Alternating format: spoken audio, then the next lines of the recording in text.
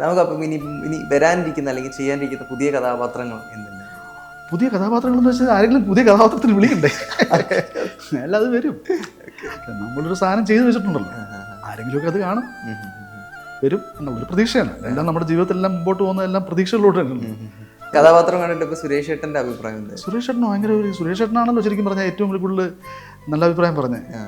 പിന്നെ സുരേഷ് ഏട്ടൻ ഇതിൻ്റെ ഓഡിയോ ലോഞ്ചിൽ തന്നെ പുള്ളി പറഞ്ഞത് ഇതിനകത്ത് ഏറ്റവും എടുത്ത് പറയേണ്ട രണ്ടുപേരെന്ന് പറയുന്നത് യദുകൃഷ്ണനും ബൈജു സന്തോഷുമാണെന്ന് പുള്ളി പിന്നെ പബ്ലിക്കായിട്ട് തന്നെ ഓഡിയോ ലോഞ്ചിൽ പറഞ്ഞു.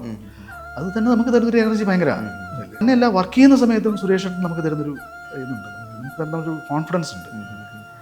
എപ്പോഴും നമ്മൾ ഷോട്ടിൽ നിൽക്കുന്ന സമയത്ത് നമുക്ക് അതുപോലെ കോൺഫിഡൻസ് ഉണ്ടെങ്കിൽ മാത്രമേ പെർഫോം ചെയ്യാൻ പറ്റുള്ളൂ.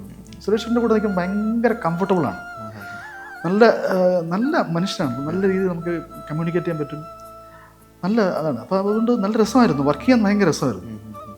അത് കണ്ടിട്ട് ഏറ്റവും കൂടുതൽ നല്ല അഭിപ്രായം പറഞ്ഞത് സുരേഷ് ഏട്ടൻ പറഞ്ഞു. പിന്നെ ഒരുപാട് പേര് വിളിച്ചു, പടം കണ്ടിട്ട് ഒരുപാട് പേര് വിളിച്ചു, നമ്മുടെ ഇൻഡസ്ട്രിക്കകത്ത് നിൽക്കുന്ന ഒരുപാട് പേര് വിളിച്ചു, അല്ലാതെ പബ്ലിക്കായിട്ടും കുറേ ആൾക്കാർ നമുക്ക് അറിയാവുന്നവരൊക്കെ വിളിച്ചു.